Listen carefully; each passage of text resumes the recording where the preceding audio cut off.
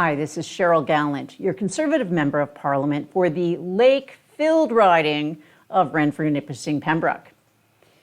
If you've had the chance to watch any of Pierre's recent press conferences, you may notice that when a reporter asks a loaded question, Pierre will often ask if he's with CP, which is short for Canadian Press. That's because over the last 10 years, the wire service, known as Canadian Press, has transformed into a caricature of news service.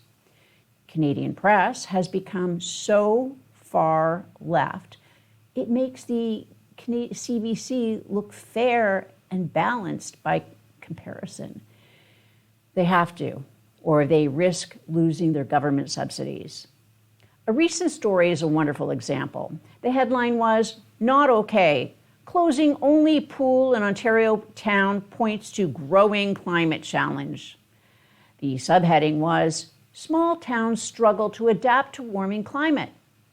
The same story appeared on Global TV, MSN, Yahoo, City TV, the Toronto Star, Barrie Today, Innisfil Today, the St. Catharines Standard, Timmins News, Guelph News, and countless other local news sites across Canada, all recipients of left-wing NDP Liberal government subsidies. Here's how the story is introduced. Quote, "Despite hotter summers and more intense heat waves, partly induced by man-made climate change, local authorities have decided to close the only pool in the small southern Ontario community of Clinton, citing its high refurbishing and maintenance costs," end quote. The reporter then finds two climate experts on his speed dial to reinforce the climate alarmism. Quote, "Experts broadly agree that smaller communities, which often have few options to raise money, will struggle to adapt to a warmer world," end quote. Ryan Ness, Director of Adaptation at the Canadian Climate Institute, says smaller communities lack the ability to apply for grants. Salome Sané, a climate campaigner at Greenpeace Canada, said the federal government should create a climate adaptation fund, especially for small communities.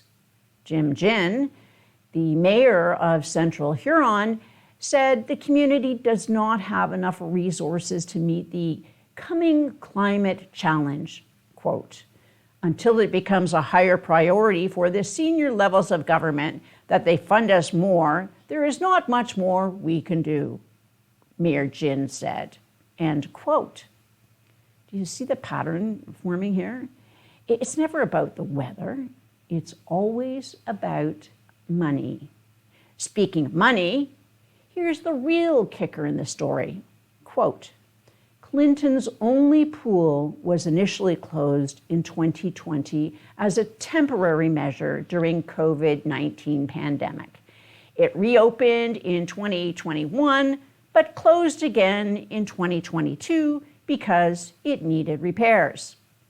Mayor Ginn said the decision to close it permanently was made last month by local council, which determined it could not afford the more than $5 million needed to renovate and reopen the pool.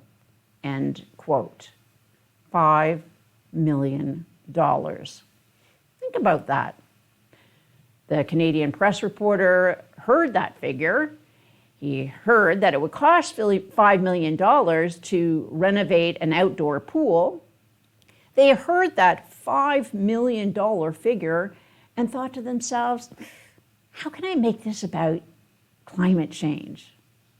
A nearby town built a brand new splash pad for $300,000. The people of Clinton deserve to know the truth. They deserve to know why it would cost $5 million to repair their pool. Aside from investigating the $5 million claim to see if it holds water, the reporter collected quotes from residents about the struggles they confront without the pool.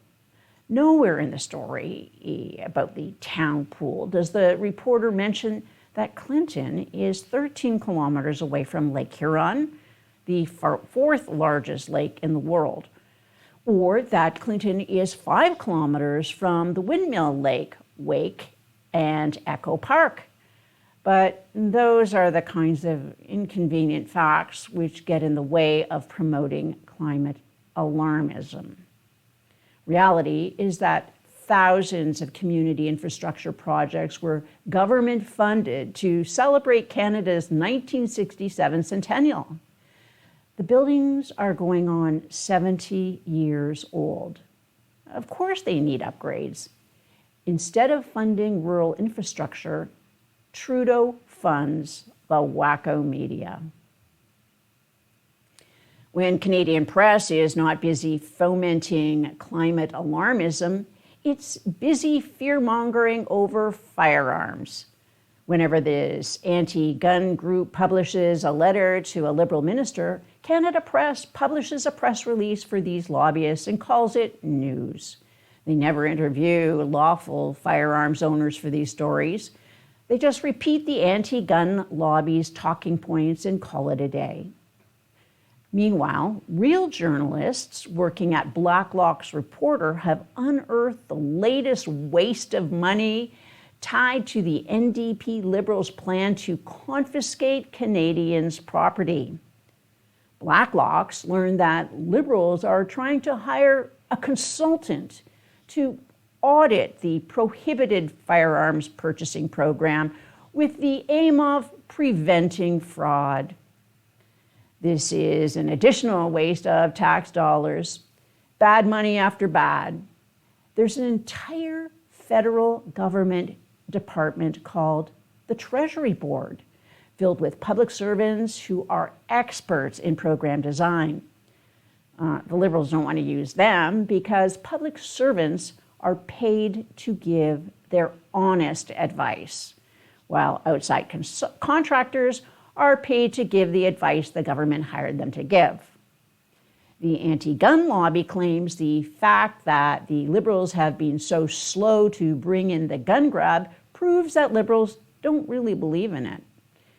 The Liberals know the firearms they banned in 2020 are not a threat to public safety. The Liberals know they only banned them to appease the radical anti-gun lobby. The Liberals would rather use the $1 billion the gun grab would cost to buy votes from people who might vote Liberal. The last thing the Liberals want to do is give money to lawful firearms owners who will never vote for them. So the Liberals have delayed the gun grab until after the next election. They will spend the entire election campaign claiming Conservatives will reverse their confiscation crackdown. Their anti-gun allies will fall in line, and the Canadian press will spread the Liberal campaign ads far and wide. It will be left to all of us to counter the lies the Liberals will spread. Let me know if you want to join the Firearms Fact Checkers team in the comments below. The Liberals and their media allies threw a fit when Pierre told the truth about the NDP Liberals' plans to legalize drugs across the country. This radical Wacko experiment in BC led to more deaths of despair. Making crack cocaine legal was a deadly venture. Supervised injection sites are drug dens which attract criminals who prey on people suffering from addiction. But the Trudeau policy of taxpayer-funded free illicit drugs is unforgivable. This policy of harm production is creating new addicts every day. People are selling their unsafe supply to criminal gangs who use the cheap Liberal-approved morphine pills to create a new generation of addicts. The leading cause of death for people under 18 in British Columbia is now drug overdoses. Our common sense conservative plan is to end the radical Wacko policies and create more addiction treatment centers. In Pembroke, the police and paramedics are working together to build trust with those suffering from drug addiction. When those suffering from drug addiction hit rock bottom and tell the police or the paramedics they're ready to make a change, there needs to be space available in an addiction treatment center. Too often, people who are ready to make the change and seek recovery find there's no space available because the Liberals decided our tax dollars were better spent giving away opioids. It's time to bring our loved ones home. Live from Ottawa, this is Cheryl Gallant.